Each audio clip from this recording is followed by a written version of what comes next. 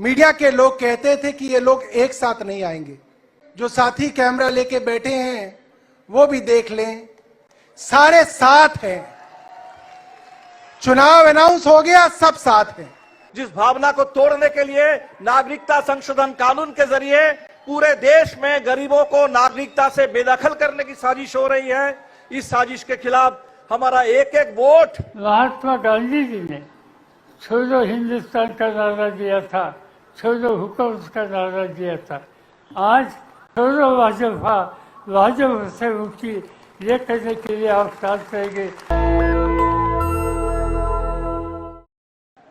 हिंदुस्तान की जो स्थिति है इसमें बदलाव लाने की जरूरत है।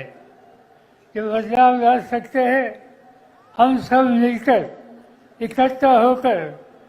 जिन लोगों ने देश को अलग अलग आश्वासन देकर फंसाया, इनको दूर करने के लिए जब हमें वोट देने का मौका मिलेगा उस दिन हमें कदम उठाना होगा। हम लोगों ने देखा कि आज जिन लोगों के हाथ में देश की हुकूमत है, उन्होंने कई एश्योरेंसेस देशवासी को दिए थे। किसानों को दिए थे, मजदूरों को दिए थे, बेरोजगार नौजवानों को दिए थे, महिलाओं को दिए थे, दलितों को दिए थे, आदिवासियों को दिए थे। और हम देखते हैं कि इसमें जो कुछ कमिटमेंट की थी, इसमें कुछ भी उन लोगों ने अमल नहीं किया।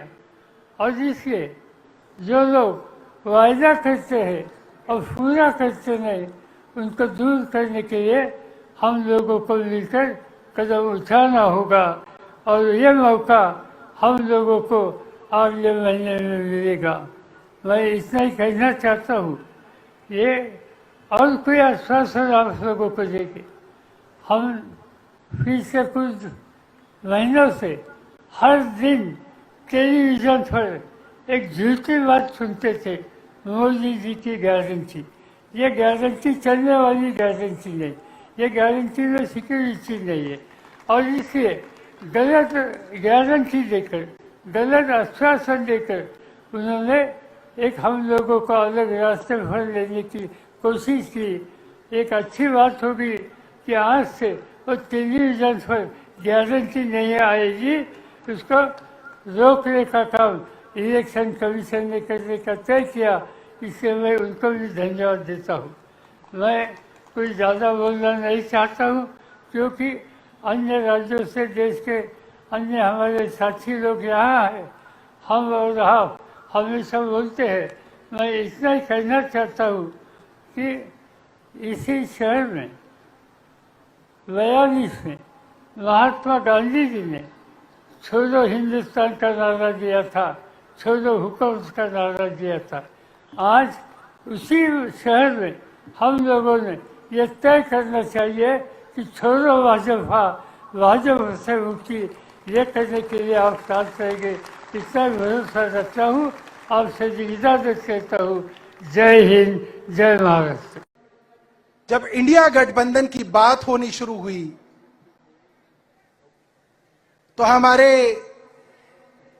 मीडिया के लोग कहते थे कि ये लोग एक साथ नहीं आएंगे। बातचीत होती रहेगी मगर ये लोग एक साथ आ नहीं पाएंगे।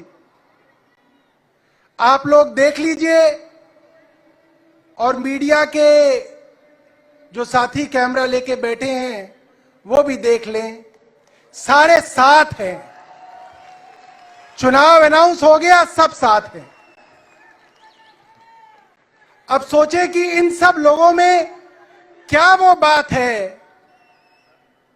कि ये साथ हैं और आज इस मंच पे हैं। एक ही बात है, ये जेल जाने से डरते नहीं हैं। ये जेल जाने के लिए तैयार हैं। और ये जो सामने लोग खड़े हैं, मैं उन लोगों को बताना चाहता हूं, जीतने के लिए लड़ना पड़ेगा। लड़ने के लिए तैयार हैं? हमारे कहते हैं लड़ेंगे तो जीतेंगे।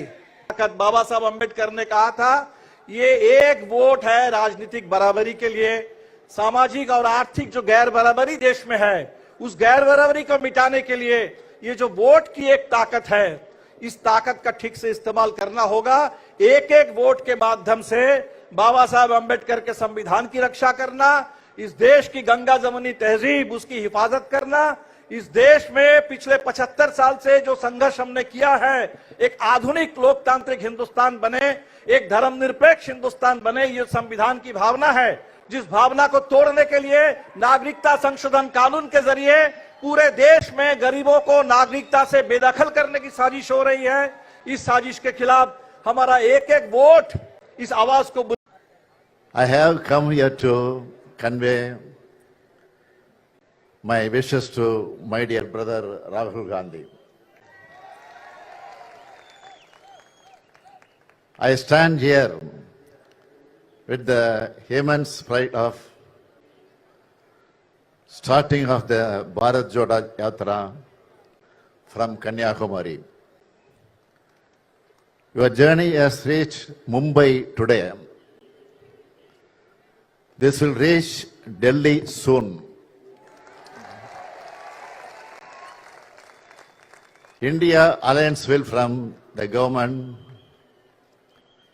Wherever Rahul goes, it looks like a huge festival. Such is the welcome and love given by people to him. He faced many problems from BJP government during this journey. They cited so many silly reasons to deny him permission. Despite all, Rahul continued his work boldly. The mass gatherings for Rahul made BJP go sleepless. They removed him as MP, but the fought and won in the Supreme Court. He roared again in Parliament. This is not a journey of one man called Rahul Gandhi, nor of Congress party. This is for India. That's why this is Bharat Jodo Yatra. What India needs now is unity. National Dastak की आपसे गुजारिश है कि अगर इसको बचाना चाहते हैं तो नेशनल दस्तक को सब्सक्राइब करने के लिए रेड कलर के सब्सक्राइब बटन को दबाएं, फिर बेल आइकन की घंटी दबाएं। नेशनल दस्तक को बचाने के लिए बहुत जरूरी है कि हर खबर को शेयर करें, लाइक करें, कमेंट जरूर करें।